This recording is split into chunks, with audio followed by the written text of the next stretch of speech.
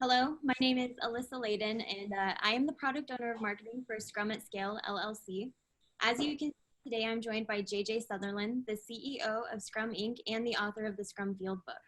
JJ will be sharing some insights and learnings from early Scrum at Scale implementations that are featured in his new book, and will be hosting a 15-minute Q&A session at the end of the presentation. Please submit questions via the Q&A panel throughout the webinar presentation. We are also going to announce the winner of the free signed copy of JJ's new book at the end of the session and email the winner immediately after for distribution details. And with that, I am going to pass it over to you, JJ. Thanks, Alyssa, and thanks for having me. So as Alyssa said, I'm here. My new book, the Scrum Fieldbook, a masterclass in accelerating performance, getting results, and defining the future, is published tomorrow, which is awesome. So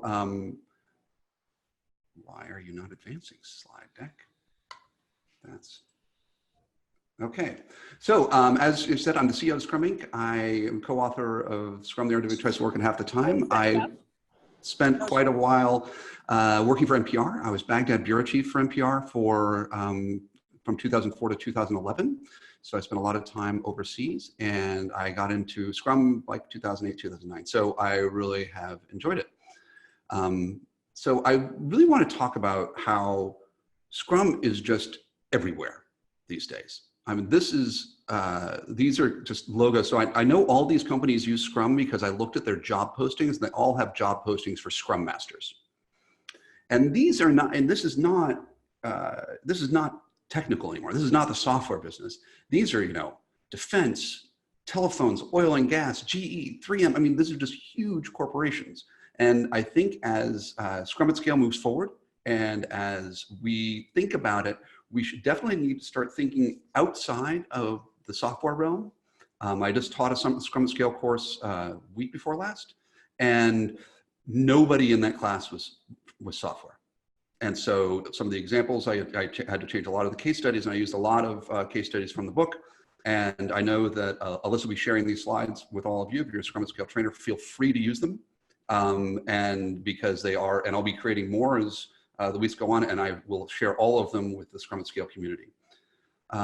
So, I'm going to share a few, just like, fighter planes and rockets and operating rooms and restaurants, oil, gas, cars, beer. I have a very large beer company that I'm working with at home.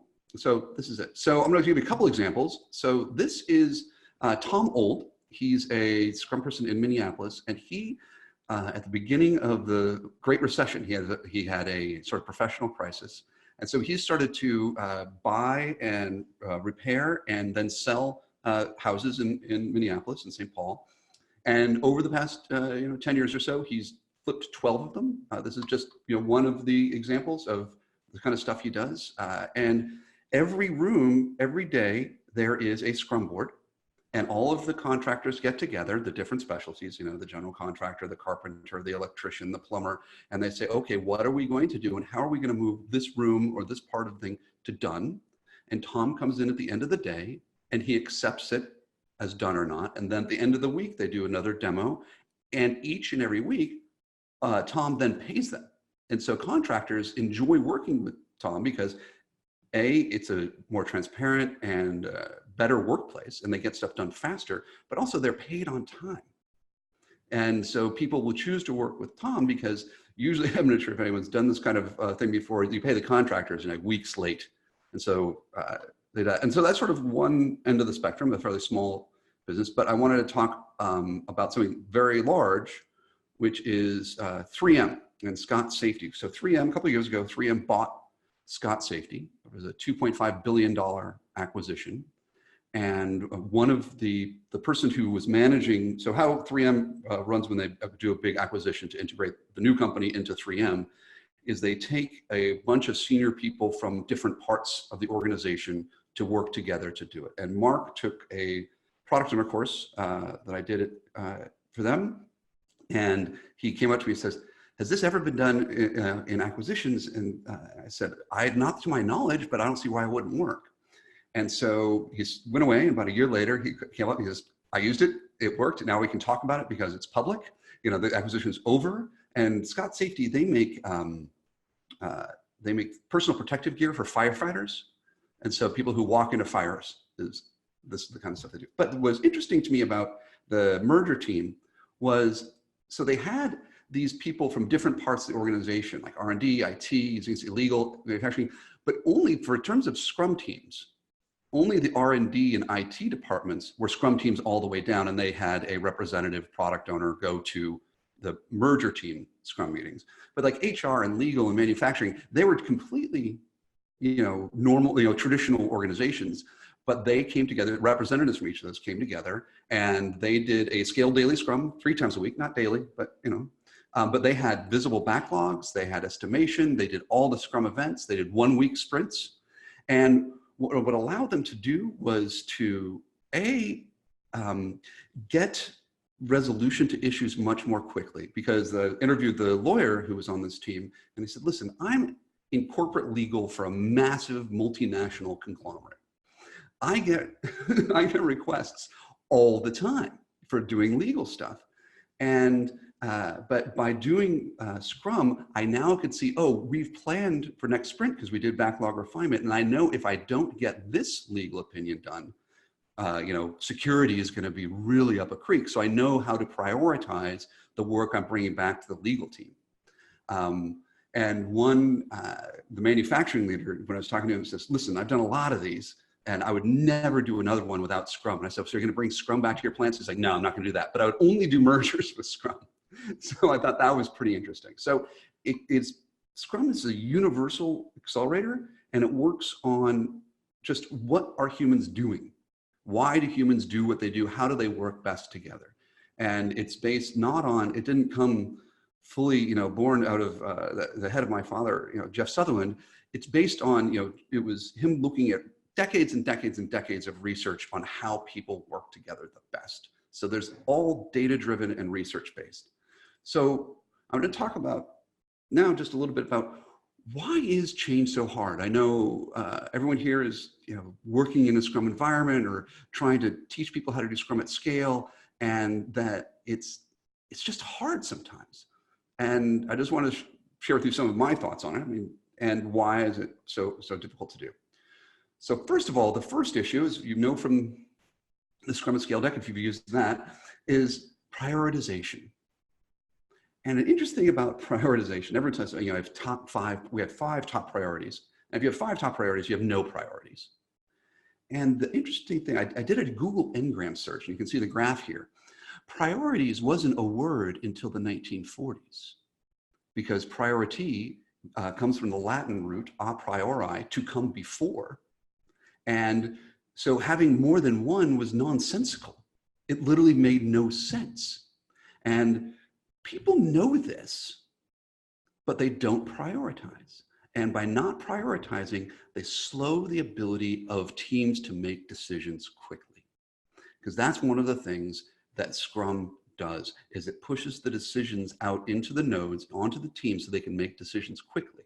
And there's research out of the Standish Group that shows that is really dramatic. Because I was talking to Jim Johnson, the CEO of the Standish Group, which is a group that has tens and tens of thousands of projects in its data set, and does surveys, does research, does interviews, and they really wanted to figure out, they knew that Agile, they weren't just doing Scrum look, but they knew that Agile projects were far more likely to succeed than traditional projects. But Jim is looking at it, and he said, I really want to know why. What is it that Agile does? Like, we know there's a correlation here, but what's the causation? And so he decided to really look at how long does it take people on a project to make a decision. And if it's less than an hour, you can see in the blue there, it's about 58% of them are successful. And about 9% are total failures.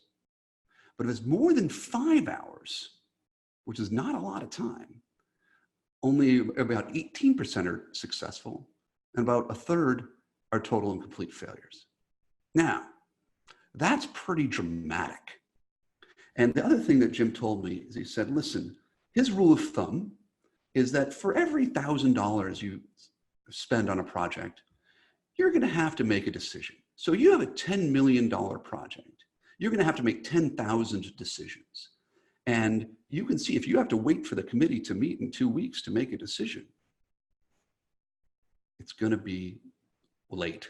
And he said, projects very rarely die dramatically, right? They die a day at a time, the death of 1,000 cuts. And so it's really important to make sure that those decisions, that you have these empowered product owners, that you have these teams who can make the decisions themselves. The second, mega issue that we run into all the time is people not getting stuff done every sprint. So like every class I teach, every speech I give, I say, okay, if it's a bunch of Agile people or Scrum people, I say, okay, how many people here, how many of their teams have stuff that is completely, totally done, potentially shippable at the end of each sprint? And it's usually about 10% of the people. I was at a defense speech I did over the weekend. It was maybe 3 out of the 75 people in the room. And that's really the second value of the Agile Manifesto, is working product over comprehensive documentation. If you look at the principles behind the 12 principles in the Agile Manifesto, one of them is working product is the major measure of productivity. That's what we're going to be doing. So you only want to measure progress of value delivered and how fast. And if you're in the technology business, in the software business, this is the latest data I've found. There might be more recent ones. About 80% of technology companies can't deliver more than once a month. Only 2% can do it every day. And Amazon has 3,000 Scrum teams doing it more than once a second. And this is why, if you're in a space that Amazon decides to get into, people freak out. No, I'm not saying Amazon is a perfect company. Amazon has plenty of problems, just like any other company. And I've trained some Amazon people, and all of them say, yeah, Amazon's not perfect, but it is fast. It is really fast. And I think the reason don't do this is that they measure people being busy rather than people being done.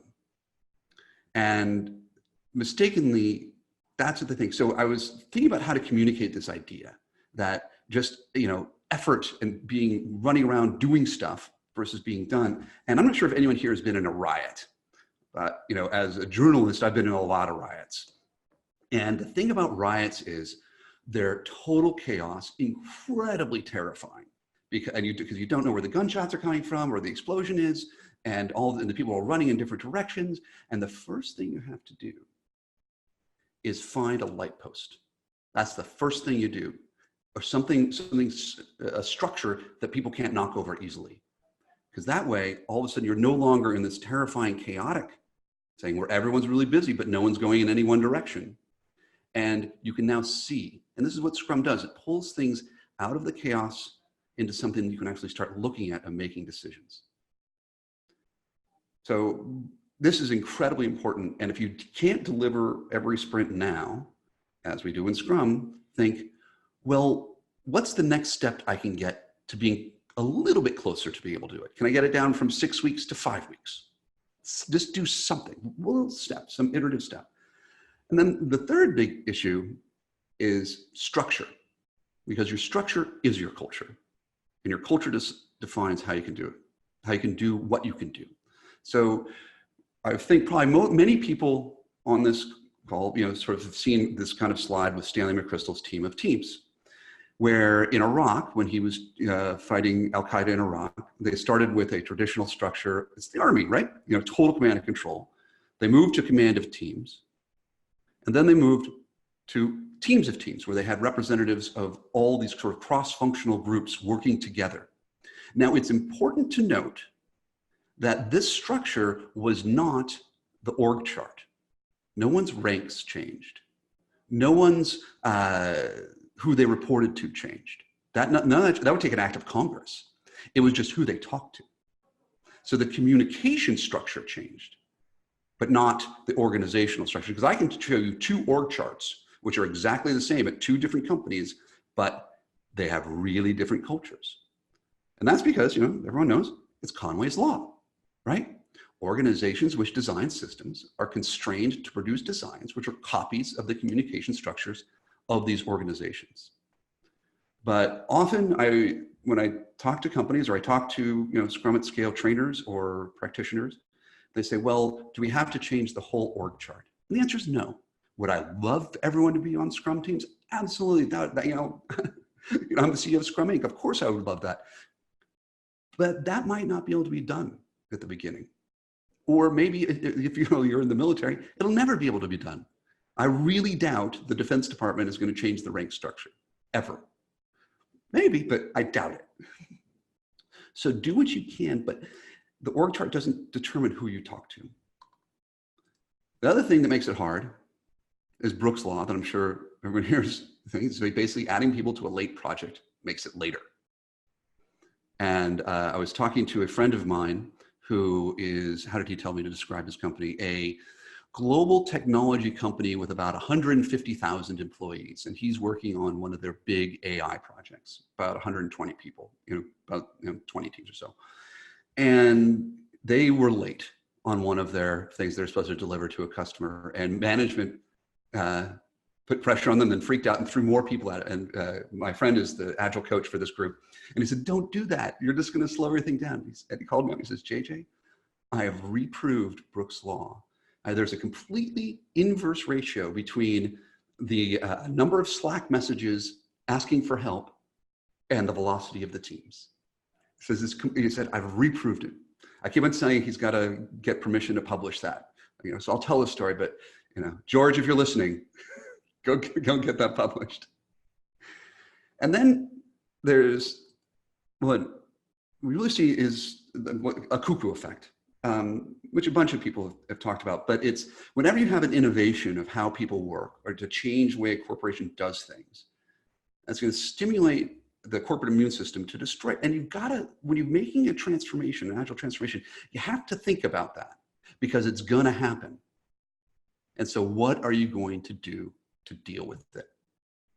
And I was reading a book recently, or it was rereading, it's a book it's published in the 1990s by a Canadian philosopher, a guy named John Ralston Saul. He's one of my favorite writers. And this quote, when I was reading it, because I wasn't reading it for Scrum purposes, but it popped out at me. I was like, that describes exactly what's happening. Now, he was talking about politics and societies, but I love this. The division of knowledge into feudal fiefdoms of expertise has made general understanding and coordinated action not simply impossible, but despised and distrusted. And I thought about that because we talk a lot about McChrystal's team of teams, right? About how he did things. Well, what happened after he left was it fell apart completely. Because, I won't read the whole quote, one unidentified intelligence agency decided there had been a little too much sharing and started pulling out. The org chart had not changed. But McChrystal's success was so dependent on his own brilliance, his personality, the respect he had, the team he personally put together. There was no system afterwards. And so now the US military doesn't know how to do this anymore. They've forgotten on purpose because it threatened the power structure back in DC. So when I was talking to a bunch of defense people over the weekend, I said, are we going to have to lose another 5,000 people to relearn how to do this? Because they can't do it anymore. And it's really important when we talk about the brilliance of McChrystal, and he was brilliant and remains so. It was dependent on him rather than having a structure, a framework, one might say, a lightweight framework that would have it last beyond the individual. So those are the things that make Scrum transformations hard. I want to give you just a couple more examples of where I've seen it, just some of them just because it's really cool. So I've been working with this company that the only way that they allow me to describe them is they're a stealth space company. And they're one of these private rocket businesses. And when I was working with them, they had, one of the problems they had when they're putting Scrum on all these teams into Scrum was that the avionics team had, the previous product owner of the avionics team had made the brilliant decision of, there were these Ethernet switches that they decided to make in-house rather than buy off the shelf with this rare earth element that turned out to be one of the ingredients in the next generation of smartphones. And Apple and Samsung bought it all of it, the world supply globally. And so they had to replace all these switches.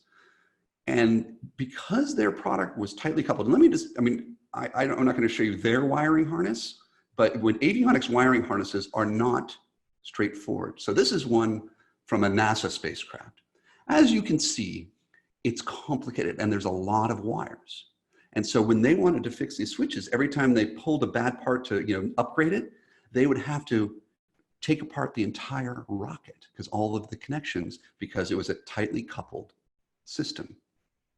And so what we did is we said, what you need to do is use this hardware pattern, encapsulation, which is encapsulate the problem. So it is, put it in some sort of known stable interface.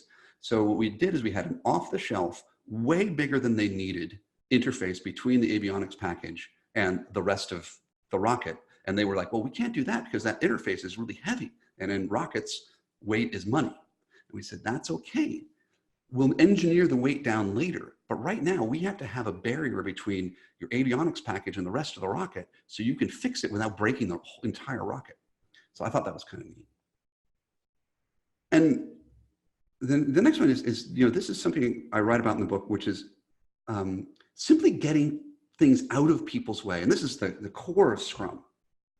You can unleash a staggering amount of human potential. And this, one of our coaches at Scrum, one of our consultants, Kevin Ball, he was at one of the teaching hospitals in Boston, one of the big teaching hospitals, and they were working on the operating rooms. Because for 50 years, the time it took to clean the operating room, we call it wheels out, wheels in. So one patient is done, they go out. How long does it take before they can bring the next patient in? And for 50 years, it took about an hour. And Kevin and another one of our coaches, Kim Antello, he said, well, let's get an operating room for a day and let's run through with the entire team that does it, the anesthesiologist, the head of surgery, the people who clean the room, the nurses, everybody who's responsible for setting up and tearing down an operating room for the next surgery. And what they did is these little mini sprints where they did it over and over and over. And then they started to get these ideas. Like, well, one of the assistants, the operating room assistants, said to the surgeon, it would be really helpful if you didn't throw the bloody sponges on the ground and instead threw them in the trash can, because that just would make it more, faster to clean. Or then the nurse would said, well, why do we unwrap every single surgical instrument? Why don't we we'll have them all in here in case we need them, but let's just unwrap the ones we know we're going to use, so we don't have to re-sterilize everything. Or then, the anesthesiologist was talking to the assistants like, hey, when you're setting up, the tubes for, the breathing, I bet you if you set them up this way and curved it around, it would be more efficient and we could do this a little bit faster. And what Kim and KB discovered was these people who had been working together for a long time had never talked to each other. Some of them didn't even know each other's names, and they've been working side by side in this hospital. So they did this over and over, and after about 2 weeks, it took half the time. They got it down to about 35, 40 minutes in 2 weeks. And it had been the same for 50 years, simply because this team was not working as a team. They were working as individuals. They weren't talking to each other about how they could make this better. And in one of the groups in this pod, this hospital has like 40 operating rooms. And by the way, I learned during this process, KB told me, general surgery is how hospitals make all of their money. That's like the revenue generated for them and for the doctors themselves. So in one group of 3 of these, this little pod that we put together, they were able to do 2 more surgeries a day, every day, in just 2 weeks. Can you imagine that? That's amazing, just by making a team work together as a team to do something as mundane as cleaning an operating room. And this has lessons not only for those teams, but I think lessons that I want to share with you. The first is leadership participation. Leadership was bought in that they had to fix this. So they had the head of surgery, the head of anesthesiology, the head of the nurses. And it is so much easier to do this kind of thing if you have buy-in from leadership. And usually senior leadership is not that hard to convince that Scrum is a good idea, because they're like, okay, but you need to remember, here's how you convince them. You don't, because none of them want to do Scrum to do Scrum. They don't care. They care about results. They care about lower risk. Now, If Scrum will give them that, they're into it. But don't go in and say, well, does it need to be an Agile company? Because they will not listen to you. You say, what's your problem that you need solved? Hey, I have this tool, Scrum, which I think will fix it. And I can show you that it's fixed because I have all of these case studies. And one of the reasons I wrote this book was to arm all of you with the case studies that Scrum Inc. has been doing over the past 5 years since our last book. And you can just hand them, oh, it's too complicated for doing Scrum? You know, I don't know what you're doing, but I think it's less complicated than building a fighter plane, which I have an example I'll talk about in a second. So that's one of the reasons I wrote this book. The other is stable and dedicated teams. I couldn't believe this. I was giving this speech to an Agile user group a couple weeks ago. And one of the questions, and I talked to the people before, I said, these are all Agilists, right? These are all, it's like, oh yeah, these people are Scrum Masters or Scrum coaches. They've been doing it. You can skip the basic stuff and just go over, we can talk about some more meaty issues. And so that's what I did. And then one of the first questions are, do you think that dedicated teams are important? And I was like, okay, stable and dedicated teams are critical. And we have such good data, especially about the dedicated teams. If teams are fully assigned to one team rather than fractionally assigned to a bunch of teams, they're twice as fast. And there's some really good data from Rally on a data set of 75,000 teams. And that is a good set of data. So stable teams mean the teams stay together and they don't break up all the time. But dedicated teams means they work on one team. And they want sort of a cross-functional team of teams. Because think about the operating room example, which is, you have the team of nurses, you have the team of this, but they sort of are being put together in these functional teams, these teams that are doing stuff, so there's representatives. So you want not only each team to be cross-functional, but you want sort of the team of teams to be cross-functional so this group of teams can do stuff together, can accomplish something large. And what you want to do is swarming, which is just on a team level, it's all the team members look at the top thing in the sprint backlog and say, how many of us can work on that? And that's great in a team level, but at an organizational level, in a Scrum at Scale environment, you want to do that at the portfolio level. Okay, how many teams can work on our top priority project? Okay, 5, great. Those 5 teams are going to go work on that project and don't talk to them about anything else until that project is done. Okay, what's the second most important project? And third, until you run out of teams, and you say, okay, and usually, I don't know, maybe you can do 10 projects at once because you have, scores of teams, but it's not that you're not going to do the other 100 projects on your list that everyone is working on at the same time before and nothing's getting done. It's you're not going to do them right now, but you're going to get them all done faster than you would have by, working them all at once by doing one at a time. Again, busy isn't done. Or as one of our other consultants, Avi Schneier, who does a lot of work, he's like, stop starting, start finishing, which I think he stole from somebody, but I don't know who. Ready backlog is incredibly important. Each sprint, every team needs ready backlog, which means it's the acceptance criteria are clear. The team knows how, probably has thought about how they're going to approach it. They know how they're going to demo it at the end, but also ready backlog implies that the backlog is prioritized. And again, it's back to that prioritization. And it's not just ready backlog at the team level, but at the project, then the portfolio, and the enterprise level too. And at each level, the team, the project, the portfolio, the enterprise, you want to make sure that there is alignment between all of those backlogs, because often the corporate backlog will be, oh, we want to do this thing and that thing and whatever, but the team's backlog or the functional areas backlog doesn't have any relationship to it.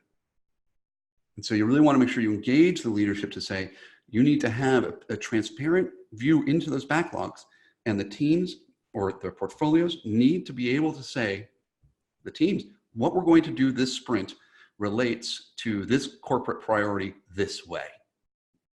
And that requires a very good product owner structure and very good communication through product owner teams and Metascrums. The other thing is do it right the first time. Don't check for quality at the end, because if you do, you're dooming yourself. And this is something that comes right out of the Toyota production system, right out of Denning's work. If you have to check for quality at the end, and rather than defining it up front, you will have horrible quality. So do it right the first time. Like the surgeons, you hope they do. There's some medical error. But if you notice, I'm not sure if you've been in a hospital recently, but there was a book by this Dr. Atul Gawande, he writes for the New Yorker, the Checklist Manifesto. And you see this all over the place now, is they're going through checklists. Every time you talk to them, they're checking your name. Is your name this? Is your birth date that? Because they're trying to reduce medical error by systematically having a framework of how they address problems. And the other is Kaizen thinking, continuous improvement. Because as this team did in the operating rooms, it was, can we get a little bit better? Okay, and what KB and Kim did was have them just run through it over and over and over in one day, try to get a little bit better each time, and that half the time. Now, another case study I want to share with you is Schlumberger, and this is really a great Scrum Scale case study. There's a video of it, I believe, on the Scrum Scale site, and there's also a written case study on scruminc.com and on Scrum Scale. And Schlumberger was very open about how they're working, what their problems were, and what Scrum Scale did with them. So in 2015, this guy, Eric Abacassis, I was just talking to the other day. So he was running this ERP implementation project in 2015 and had 600 people, and it was getting 60 what they call RISETs, which is a unit in SAP of, I won't bore you with the details, but they were doing 60 of these things. And then he got named CIO of this group. And in 2017, he went back and took a look at the project because he'd been gone for a couple of years. And they were doing they had the same velocity, but they had 1,300 people rather than 600. They had more than doubled the number of people, and they at the same velocity. And so Kim Mantello, again, she was the leader, she was the principal consultant on site for this, went in and did a Scrum at Scale implementation. And in about 6 months or so, their velocity went up 25%.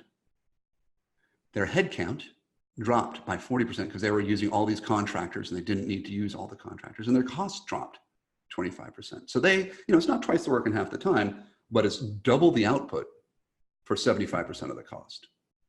I mean, that's pretty good output per person. You have 40% less people, you get 25% overall improvement. That's basically twice the productivity. Now, what they say is really was important to them.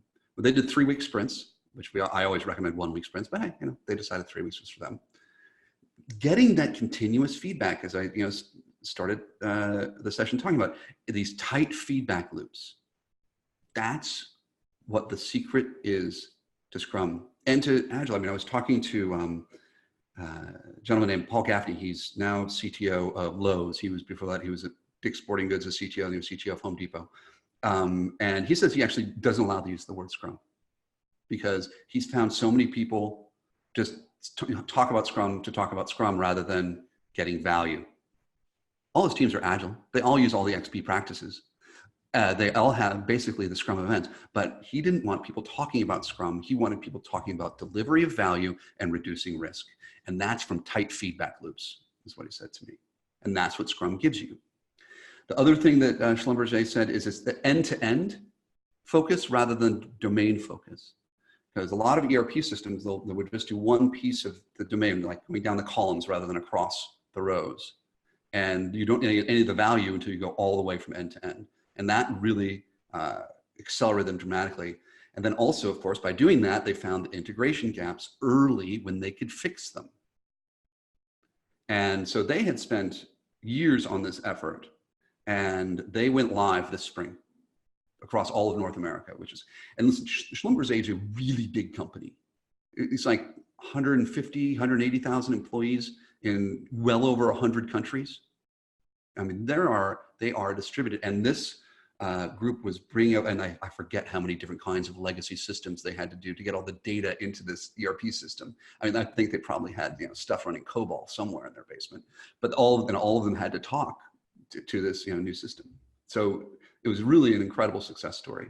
And then I'll just probably end with this is if you've heard the story of the Grip End, if you've been in a Scrum at Scale class, of course you have. But the and how they wanted to have it be a fighter plane out of Lego, so there was a modular structure that they could take apart and put together.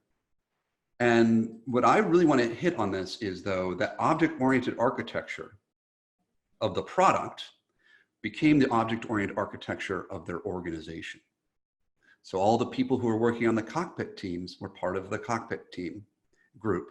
And so they were this, and then the fuselage teams, then the engine teams, or the radar teams, whatever it was. And what allowed SOM to do is, because all the radar people reported up into the functional radar area when they weren't on the project. I mean, they're on the project building the plane, so they would easily refactor their organization. They would flow more. In the beginning, when they were making a novel radar system, there were a bunch of radar teams on this project. But as that part of the product became more and more mature, those radar teams were easily flowed off onto other projects. They just got different backlog. So it's again how your product architecture determines your organizational architecture. Again, the communication architecture. I want to make sure I stress that over and over and over, because for example, at 3MHIS, which I don't have slides on in this deck, but we talk about them a lot at Scrum Inc. as an example of Scrum at Scale, which they are. But their Scrum organization does not look like their org chart. Their org chart is very different. The org chart at 3MHIS has on the technical side, the Scrum Masters and the technical teams, about every 3 teams has 1 manager. Right now, and they've tried a bunch of different ways. And then all the product owners report into the business side. So in a fairly traditional management architecture, and they've just done product owner, chief product owner, chief product owner, C3PO, the whole bit. So, but they're able to get stuff done because of the communication structure, the Scrum structure. And one thing I mentioned this, so I talked to Tammy Sparrow, who's the lead Agile person at 3MHIS. They've been doing it for about 4 years. We don't work directly with them anymore because we taught them how to do it themselves. And what she said, the really huge productivity gains that you get, and that's twice we're gonna have the time. She's like, that came in the first 2 years. Everyone's really excited. We got all these wins. It was amazing. But they've been doing it for about 4 years now. They're going to their 5th year. And she said, the gains are not as dramatic. And it's hard because now we're dealing with the really hard organizational issues. And so and she told me, she said, JJ, you kept on telling me that this would be a journey, not an overnight thing. And she said, thank you for telling me that, because you were right. And I'll end this with, so going back to the decision latency, and that matters so much, how long it takes you to make a decision. Because if you take too long and something happens, you're overtaken by events. And those who act seize the opportunities that are created by events. So whatever you're doing, even if you're in an organization that is really hard, that you're just beginning, you're just trying to figure out how are we going to do this Scrum thing here. And I can't, JJ is saying all this stuff, we could, organize thousands of people, and I'm just trying to figure out how I can get my team or my 3 teams to talk to each other in this Scrum at Scale framework. Just try something. Don't wait, do. Because I've seen groups spend a year talking about how they think their Scrum at Scale is going to work, or how scaled Scrum is going to work here, and what our organizational chart will look like. That's not Agile. That's trying to do all the planning up front. Your organization will the right organization for you will emerge from the work you're doing. But don't, just like in terms of doing product work, don't talk about the work. Don't talk about the organizational structure. Do something to figure out what it needs so you can get the feedback, and actually the right structure will emerge. So thank you. Thanks Scrum at Scale for giving me the opportunity. This is the first time I've given that presentation. I just put it together just for this. I'll be giving that presentation quite a bit, probably a little bit Scrum at Scale stuff because the particular, but thank you very much. Well, I'd be happy to answer any questions.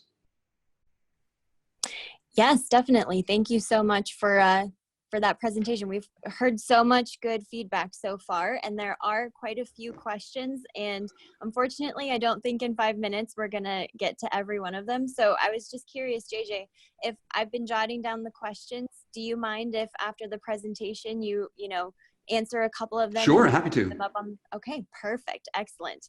Well, I do have one that came in that I am also curious about. So in your perspective, how do you respond to a corporation or leadership that hasn't started their transformation yet and they're looking at other options such as safe or less?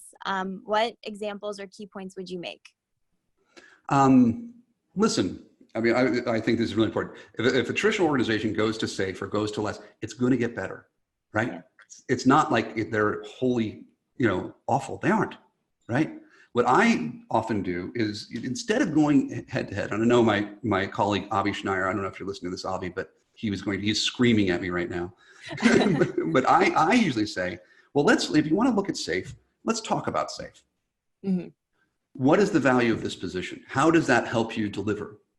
Or what is the value of this position? How does that help you deliver? And if they can't articulate it, to say, well, why are you doing this whole thing? I mean, if that really does deliver value for you, well, let's figure out how to have that role. Oh, big group planning really helps you? Why not? But because by questioning what is the value of the organizational architecture, which is what Scrum at Scale does. Yep. Maybe in this particular company, we need this, position for regulatory reasons, and it's really important. Fine. But what Scrum at Scale allows you to do is to refactor as things change. And that's in terms of less, and I have many friends who are less practitioners, and I have a great deal of respect for them. I've never seen less in a big place. I've seen less do some pretty cool things. It's also, both of them are also very software specific. I know that Safe is trying to do some hardware stuff now, but less is not. And the majority of Scrum Inc.'s business right now is not software. Yeah.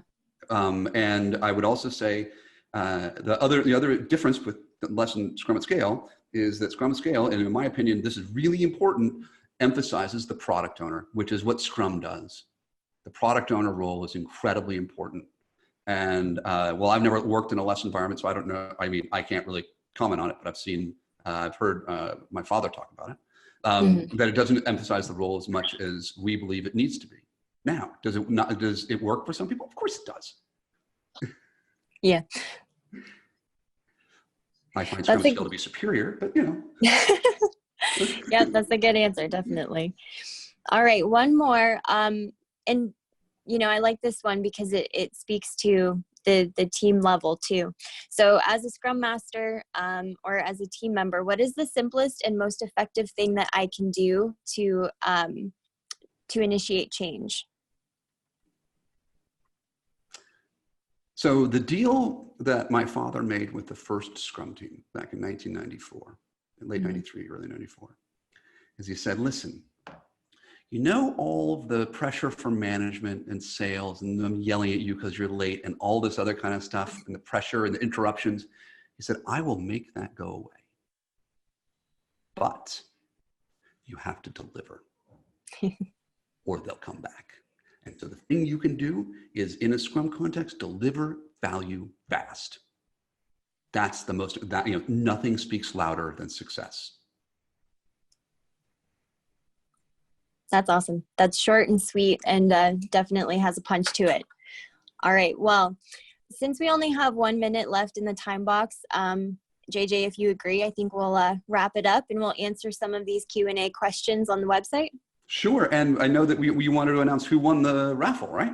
Yes, absolutely. Just so you guys know, we are giving away one free copy of the Scrum Fieldbook. I have my copy right here. It will be signed and sent to Ellen Coleman at the end of this presentation. So I will reach out to you, Ellen, personally, and get your information and have that in the way as soon as possible. And also, I'm seeing a bunch of questions, and I just wanted to reiterate that the recording, the slides, the Q&A answers, they will definitely be put up on the website and emailed to you guys probably within 24 hours. I'll also post on social media so you see them there.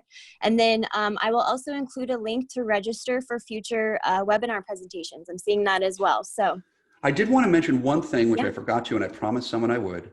There are these Scrum at Scale coaching sessions, and when you get the slide deck, you can go there, that are free Yep. that if you have questions, whether you're a trainer, whether you're a practitioner, whether you're just thinking about it, I really encourage you to do them. They're very well done, and I encourage it. After, of course, you buy my book. Tomorrow, October 1st. October 1st, it's available everywhere. Awesome.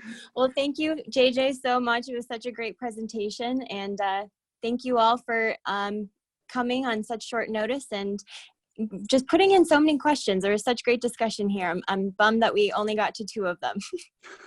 Well, thank you, Alyssa, and thanks to Scrum at Scale, and thanks to the Scrum at Scale community for believing this, and I hope this book is helpful to you. All right. Thank you, JJ. Okay. Bye-bye. Bye.